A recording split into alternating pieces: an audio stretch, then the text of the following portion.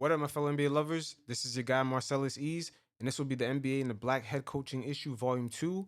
As in Volume 1 last time, we spoke about how the Becky Hammond situation and the glorification of making her a head coach was all good, but at the same time, the men who built this league in the last 40 years were somehow in the back end being denied the opportunity of becoming head coach, especially in this analytically driven era, where guys now are coming in from MIT and Stanford and have no history of playing basketball, even at a high school level.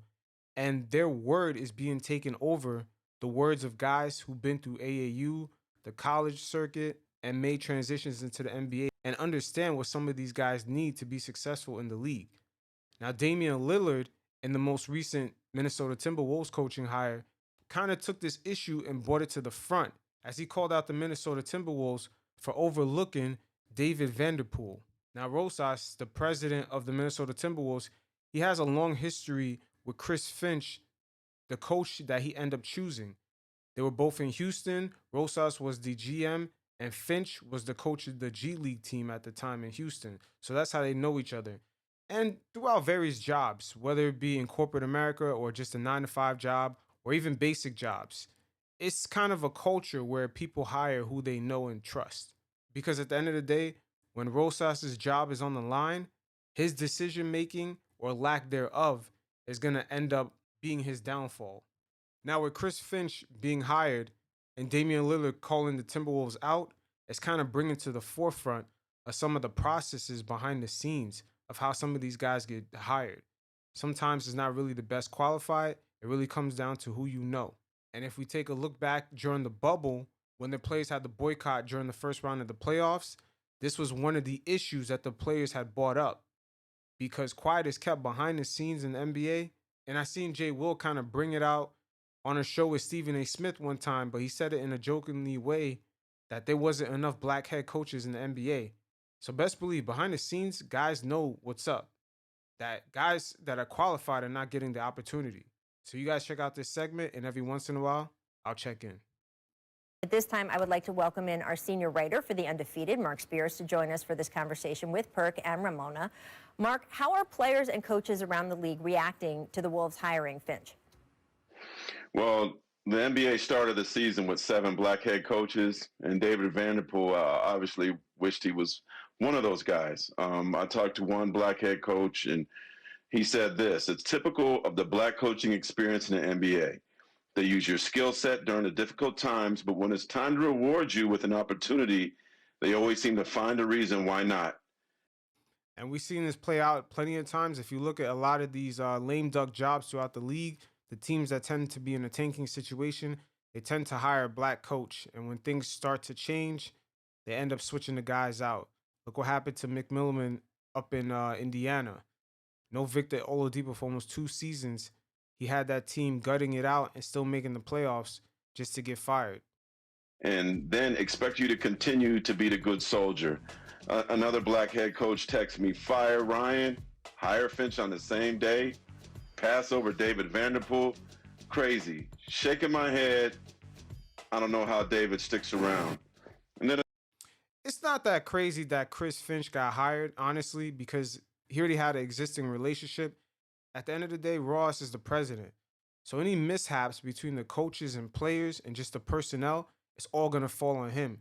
So I definitely do believe presidents should have the say so on who they hire. And also, what makes this coaching situation kind of unique is that it's during a season in which there's limited practice time. The whole season is compressed, so guys don't have a lot of days off. And this new coach is about to show up when the team is struggling and they're about to have back to back games. This is very, very unique. So I don't know how much time this new coach has to implement his system. He had no choice in choosing the personnel that's already on this team. So that's what makes this situation kind of unique. I think another thing that stuck out to me, Quinn Cook from the Lakers spoke about it on Twitter. So did Isaiah Thomas. It's now with USA Basketball. I hear that David was very popular with the Timberwolves players, but haven't heard anything from them. But, Dame also said on Twitter, look at Vanderpool's resume. This is a former NBA player, played for the Wizards, played in the Continental Basketball Association. They never checked out his resume because there was no interview process. It seems like Rojas already had his guy in mind since the season started, just in case Ryan Saunders didn't work out, which you probably knew Ryan Saunders wasn't going to work out. And he's basically been eyeing Chris Finch for a minute. It's pretty obvious. He was an assistant with the Blazers for 7 seasons, departing to be an associate head coach, which means I'm close to be a head coach. He interviewed with New Orleans. He interviewed with Houston last offseason, but didn't get the job. And now to say that he's an associate head coach, that title seems a little hollow right now. Well, I'm gonna say this, okay, and this is what it is. It's not what you know, it's who you know. And Exactly. Pastor Perkins is 100% right here. In most jobs in various industries, this applies. Even most of you that's watching, in your job, there are a lot of people there that are there because of people that they knew. and despite what Rosa may say in the interview later on this evening, we all know what it is. Him and Finch are best friends. They've been best friends since the Rocket days when they was down there doing all the analytics stuff, and they're real close friends, and they trust one another. Here's the thing about hiring African-American coaches, and this is why African-American coaches are not getting hired and getting these job opportunities when they come up, is because in order for this to happen, we got to have more African Americans in the front office. When you look, for example, James Jones for the Phoenix Suns, he's the GM of the Phoenix Suns. Who he goes out and hire? Monty Williams. Another example, before Daryl Morey got to the Philadelphia 76ers, Elton Brand was still calling the shots. Who he went out and hired? Doc Rivers. Allegedly. Allegedly, Elton Brand was calling the shots. I don't know about that. I believe the fix was already in. Daryl Morey had his guy, and he knew he was going there. But I like the other examples, but Pastor Perkins overall is right. It starts at the very top.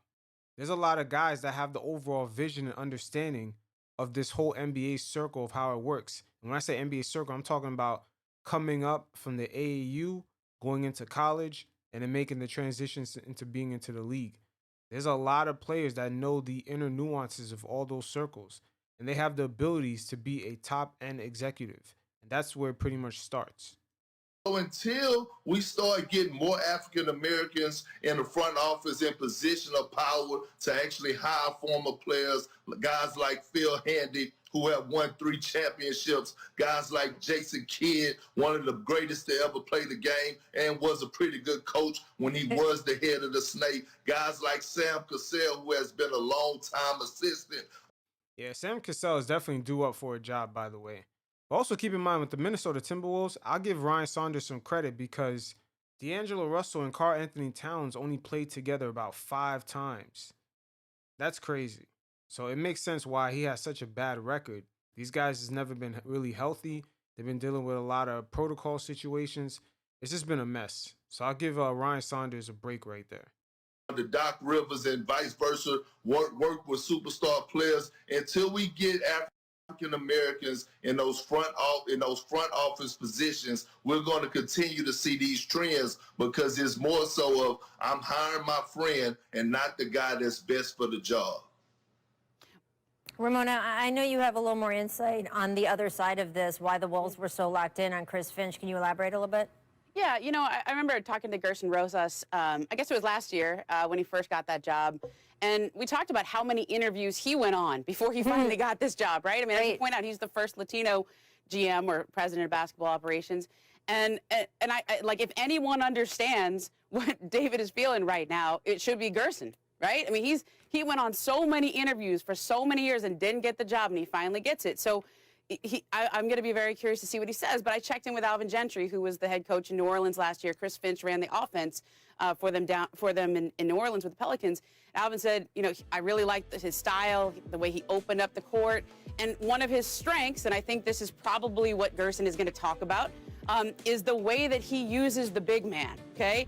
He was in Denver with Jokic. He knows how to utilize a guy like Karl Anthony Towns. And I think the Wolves are at this point where, as you pointed out in your monologue earlier, that, you know, everybody's seat's getting a little warm, right? They need to start winning. They need to start going in that direction. And they definitely do. And that's a great point brought out by this analyst right here, Ms. McMiniman. Definitely, it seems like Chris Finch has a history of just dealing with the big man, and he could help the big man and Karl Anthony Towns, because right now Karl Anthony Towns is at a pivotal point where it looks like his patience eventually at some point is going to run thin with this team. They're still picking, in the top of the draft, and they're still looking like the same team every season. So definitely this fit is definitely a good fit, but the only thing that got brought into the forefront is the hiring process. Is that guys are getting these coaching jobs because of their connections, not really of their best of their abilities. That's one thing that got pretty much brought into the forefront. But I'm pretty sure Chris Finch, he definitely qualifies, and this is probably a good hire by Ruas. And when you get to that point, you look at a guy like Chris Finch, you go, okay, he knows how to work with Jokic. I like the style. I'm comfortable with how he plays. This is how I want our team to play. And so I think we're at this stage where both things can be true. The hiring process is a problem, okay? There was no interviews here. It was in the middle of the season. But I can guess at what Rosas is going to say here, which is if you put an interim coach in here, then if they start going on a winning streak and they have the interim coach, then you don't get to hire the guy that you wanted because you got to leave with the interim coach. But Ramona, okay? And that's a big deal to a lot of presidents around the NBA. They got to hire their own people. With this interim coach stuff, it kind of leaves a bit of a gray area, because once things start to go south, you're going to get blamed. And it doesn't make sense for you to get blamed and you never inserted your own people. The point isn't success supposed to beget the job? If they put in an interim coach and that interim coach does well, right? Maybe it's because he actually deserves the job. Yeah, but Rachel Nichols, you don't want to get fired because you didn't end up choosing your guy. You end up choosing someone else's. It doesn't make any sense. Another team president put that guy in place. So it doesn't mean that the new current president wants the same situation. Because at the end of the day, everything falls on those guys.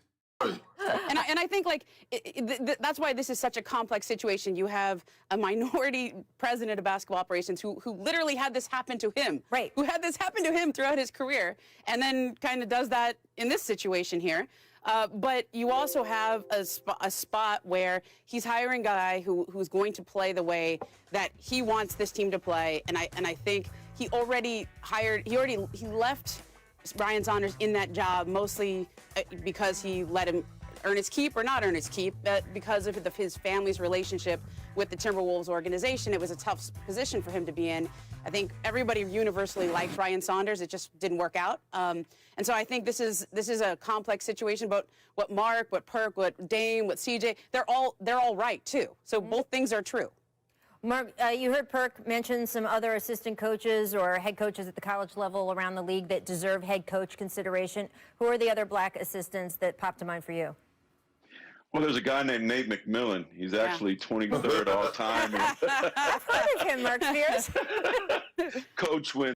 He's definitely one of them. And also that assistant coach that's out in Brooklyn that was coaching during the bubble last season. He definitely should get a job. And also one of the other guys that used to be an assistant coach in San Antonio, he also went to Brooklyn. He should also get a job at some point. Right now, Phil Handy is a name that's getting higher and higher with the Lakers. Chauncey Billups is getting a lot of respect as an assistant coach with the Clippers. Obviously, Mike Brown, Sam Cassell, Johnny Bryant with the Knicks. I could go on and on and on, but a lot of these assistant coaches, and I want to say black assistant GMs, feel like every time that they do what they are asked to do, to put themselves in position to get the jobs, they're using a football term. They're saying the goalposts are moved. And then that's, I think, what they feel for David Vanterpool. This team is 7-24. Unless Chris Finch is, John Wooden, I don't know that he's getting this team to the playoffs. So what would it hurt to give David Vanterpool an opportunity to get promoted, to be associate head coach and coach this team, and get an opportunity like a J.B. Bickerstaff did, who has used interim coaching opportunities to become the head coach of the Houston Rockets and also the Cleveland Cavaliers now. Yeah. At the end of the day, it's 50-50, because if he left Vanterpool as an interim head coach, at least he could have just rocked out for the remainder of the season, because we are midway through the season. But now that Chris Finch is coming in, he's going to have to adjust, while at the same time, he never got to choose the personnel. He never got to really implement a new system, because he's not going to have that much time with these limited practices and just compressed scheduling overall. I mean, the Minnesota Timberwolves overall, I believe they haven't had 2 days off in quite some time since like mid-January. And the scheduling for all the teams is pretty compressed. Guys got 2 days or maybe 1 day off between most games. And look, and I think it puts Chris Finch in a tough position too. Yeah. As I said, this guy could, we don't know, right? This guy could go on to become a Hall of Fame head coach. This isn't on him specifically, but it puts him in a position where that hire has to be defended in a way that maybe it didn't have to be, and that is unfortunate. We will, of course, look forward to hearing what the Wolves have to say later today. Mark, thank you so much for joining us here. Everyone There's else, a lot of gospel in here today, Rachel. amen, my friend. Open on Sunday. Amen. Pastor Perkins, man, waving that church fan around. But it is what it is. It's definitely an issue, and we've seen it being brought up by the players during the bubble. It was one of the stipulations that the players wanted resolved before they stepped right back into the bubble, was creating a program for more black GMs, executives, and coaches. So definitely Damian Lillard saw the opportunity yesterday to bring this into the fold because it is an ongoing issue. And I'm pretty sure behind the scenes, when the players see the promotion of Becky Hammond trying to become a head coach, which I believe she 100% qualifies for, they subconsciously roll their eyes because the men that built this league are not even being given the opportunity. And like I said in the previous volume of this series, an injustice to one is truly an injustice to all. Until next time, you guys stay safe. Peace.